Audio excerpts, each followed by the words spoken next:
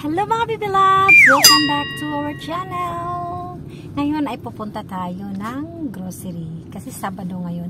Dapat, usually talaga, mag-grocery kami ni Papsi every Friday or Thursday. Pero since kahapon meron siyang sport or sport exercise. Every Friday kasi talaga. So ngayon, Sabado kami pupunta ng grocery. Mag-grocery kami. Kami kasi dito, mag-grocery.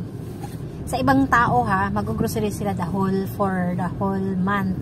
Kami since maliit lang yung cold trunk namin, very small. So yung ref namin, maliit lang siya. Kaya ang bibilin lang namin na pagkain good for 1 week.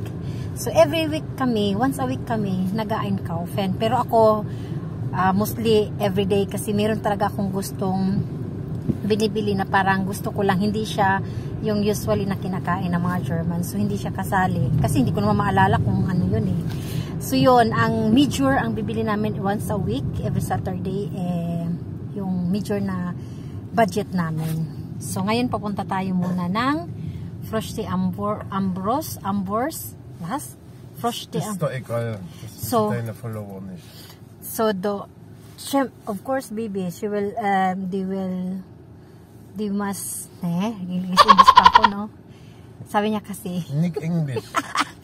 Sabi niya kasi, dapat hindi na malalaman ninyo kung saan kami papunta. Sabi ko, dapat naman malaman. So, papunta tayo ngayon sa fruit stand. Sa Off-Deutsch kasi, Froste Ambros. Nagtanong ako sa kanya, kasi hanggang ngayon, bulol talaga ako dun sa Froste. Fruits kasi, Froste Ambros. Yun ganun. Tapos parang fruit stand siya. So, pupunta muna tayo sa fruit stand, tapos bago sa grocery. So, kailangan sila talaga kasama sa healthy livings nila. Lagi yung fermented. Lagi yung fruits. Ayan, dyan tayo pupunta mamaya. Magpa-park lang tayo. Nakakainis. Nag-snow, pero ulan. Snow rain siya. Makakainis talaga pag snow rain kasi nababasa ka. Nagpuputik-putik yung sapatos mo. So, nandito na tayo sa fruit stand.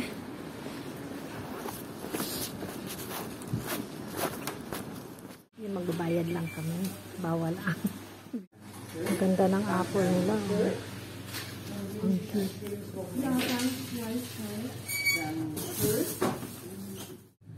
Ayan, magtatapon muna tayo ng mga bottle. Ayan.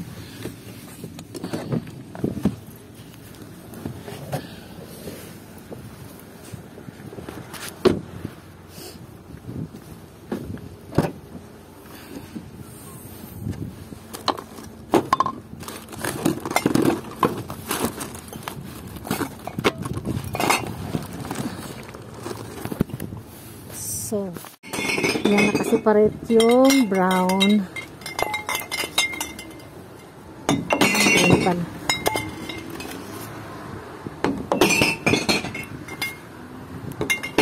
Yan.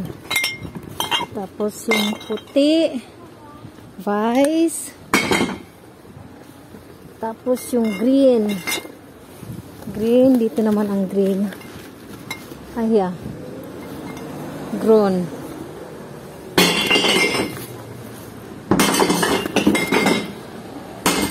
Ayan. Bilisan lang ito. Bilisan. Dadaan pala muna tayo sa friend kong si Janice kasi hihiramin namin yung steamer. Wala kasi kami steamer. Gusto kasi ng asawa ko mag-siupaw. So mag-siupaw kami mamaya. Ayan. Saan kaya niya iniwan? Ay, dito pala. Ito yung iniwan. Nandito lang.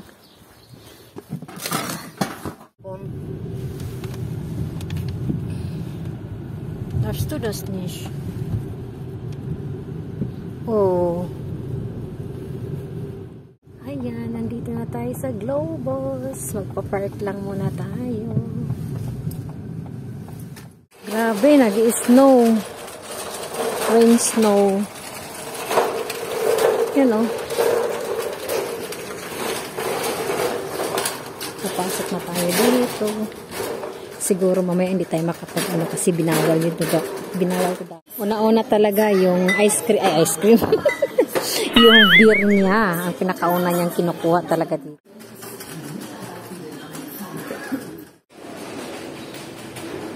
Ayan o. Ang unique ko.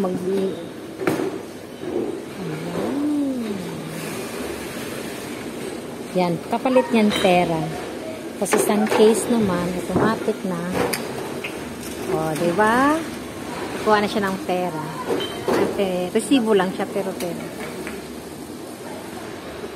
Malabas na yan. Good. Ito yung lista namin. Yung wala talaga sa bahay. Pero, kapag mga ulam-ulam, mamimili na lang kami doon. Ayan na, December. Ayan na talaga. Pasko na. Ayan o. Pasko na.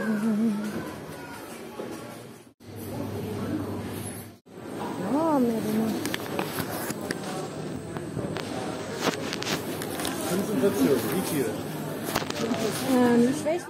Ayan lang binili namin kasi wala yung ibang brand na gusto namin. Yung panlinis. Ayan naman yung isa. Yan siya magaling. Oh. So, magbabayad na kami. Yun lang naman. Kasi usually ang binibili talaga namin dito sa Globos ay yung yung beer niya at saka yung inumin niya kasi dito siya nakakita ng mas masarap. And pagkatapos talaga namin sa cashier, lagi ko talaga chine-check yan kasi minsan may mali, hindi naman mali-mali, may mali. Pero ngayon nabayaran lang namin 52 euro. Grabe. Nakakatuwa. Kunti lang ngayon. Usually 100 mahigit yan. Kasi yung beer niya, isa lang. Kasi wala masyadong Kasi bumili na ako nung isang araw dun sa Consum. Kaya ito lang nabayaran namin ngayon. Bumili kasi ako palagi sa Consum eh. Hindi. Kasi nga, gusto ko din fresh. Tsaka yung Consum malapit lang din sa bahay namin. Kaya yun lang. Mabilis lang makapunta. Tulad ng mga bibilab. So, galing kaming diba, Globos. Ayan, nandito naman ako sa Consum, bumili nito. Ito yung wala sa Globos kasi. Sa Globos kasi ang mamahal. Kaya ang gusto namin, yung kaya ng pulsa namin. Yan. Tapos magawa daw kami ng siupaw. Ito naman ang hindi ko nabili doon sa Globos. At saka wala pala kaming harina. Kaya nandito din ako. At saka milk. Fresh. Yun yung sinasabi ko na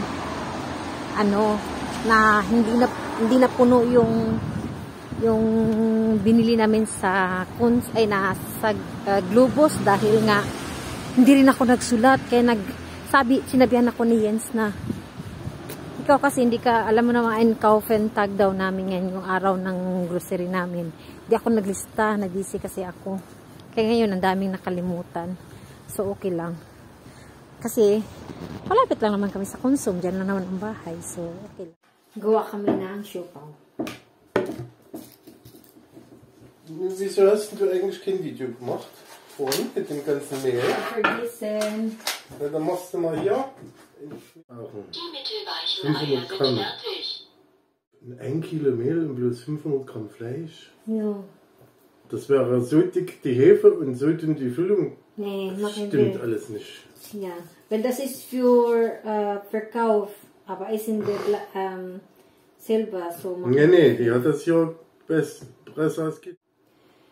Ito naman si Papsi Jens, habang ako ay nagugulahan yan, inom naman ng niya, ng alcohol, ng alak. Ayan. Minom pa siya ng beer talaga naman. Ayan mga bibilab, sobrang nahirapan talaga kami i-compare yung pang-German na recipe at saka yung para sa atin.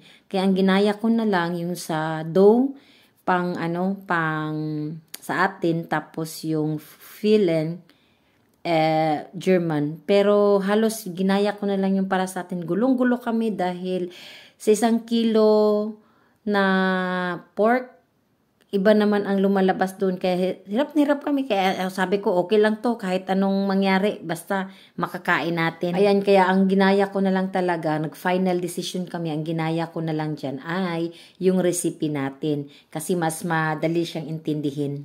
Ayan, ginagawa niya na yung dough. At habang ginagawa ni Papsi yung dough, ako naman ginagawa ko yung filling. Ayan. Kasi ito kasi yung lunch namin, kaya double time. Gutom na kami. Ayan. So, yummy. Teig, lecker. Siopao. Nam. German Teig, ja? German Teig daw. Teig is dough.